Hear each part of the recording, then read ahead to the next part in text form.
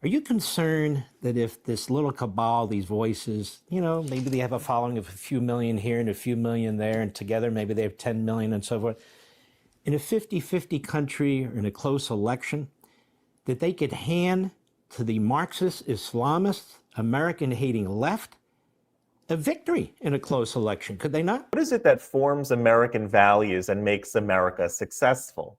Take a look at this clip over here where Mark Levin is talking to Governor Ron DeSantis. And they're talking about the recent growth of bad ideas that have been popularized and in fact dividing the right politically. So we'll watch this clip together and then we'll talk about it. But first, hit that subscribe button over there in the corner. We'd love to stay in touch. Check this out. Governor, you see what's going on. You served in Congress. You were a big proponent of Israel when you served there. You were pushing hard to have the U.S. Embassy moved from Tel Aviv to Jerusalem. That's where I met you way back when. Let me ask you this question. What would you say to fellow conservatives, because you're Mr. Conservative when it comes to governors, for sure. What would you say to fellow conservatives about these attacks on Judaism and Christianity and the American founding and the great, generation in World War II? What is your take on this? I haven't heard it. Well, I think some of the stuff that gets put out there, quite frankly, is just bizarre. I think we're living in an age where people are trying to build audience and monetize outrage. And the reality is if you sit down and have a discussion about somebody's 5-point plan to improve the welfare system, that is not going to drive a lot of traffic. But if you do things that are more edgy, there's a chance to get more audience. But I can tell you, attacks on Christians, attacks on Jews, demonizing America's involvement in World War II, demonizing Winston Churchill, demonizing our founding fathers, that is a dead end for conservatives.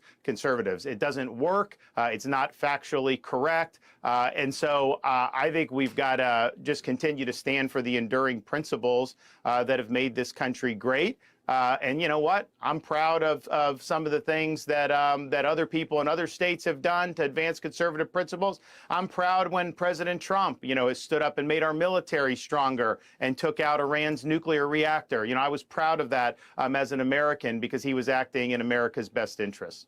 Here's a concern I have, Governor. I'm curious of your thought. You are sort of an electoral juggernaut down there, and you've built up your state very substantially. Conservative, Republican, low taxes, constitutional government, limited government, all those things conservatives say they want, and you've actually instituted it. Are you concerned that if this little cabal, these voices, maybe they have a following of a few million here and a few million there, and together maybe they have 10 million and so forth, in a 50-50 country or in a close election, that they could hand to the Marxist-Islamist, American-hating left a victory in a close election? Could they not? Well, and here's as you said, Florida's proof in the pudding, because when I came on the scene, we were a 1-point state. It was a few thousand votes, 10,000 votes, 1-point races, more Democrats registered than Republicans. And I came in flying what Reagan said was the banner of bold colors rather than pale pastels. We leaned into strong conservative policies and we delivered really big results. What happened politically as a result of that? We went from a 1-point victory to a 20-point victory, 1.5 million vote margin.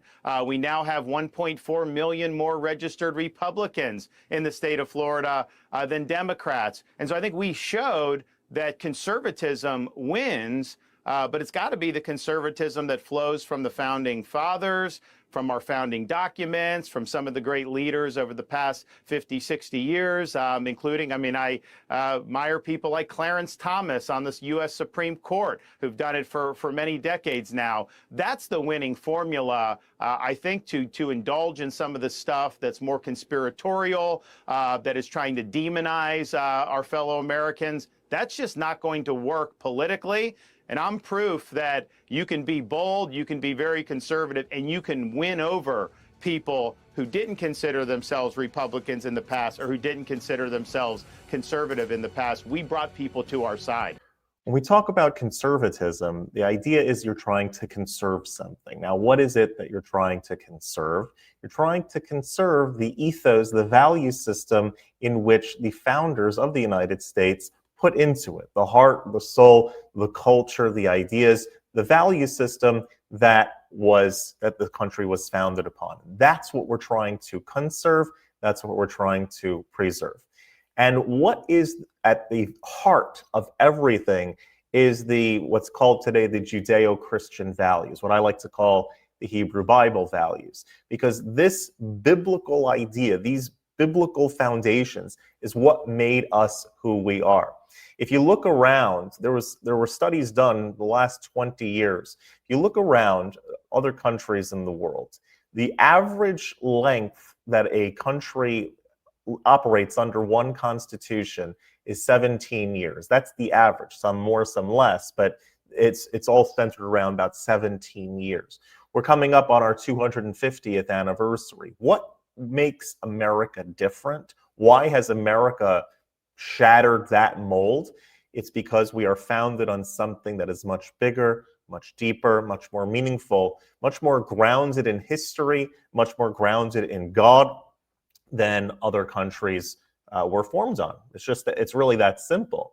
And so by strengthening our Judeo-Christian heritage, our Hebrew Bible heritage, where our founders were, doesn't mean that they were all religious people and all theologians. That means acting in the ways that are promoted in the Bible, having a strong belief in God and having actions that reflect that. And only through getting back to that sort of ideology, that's our worldview, that's what motivates us, that's the only way that we have unity and victory, and we continue.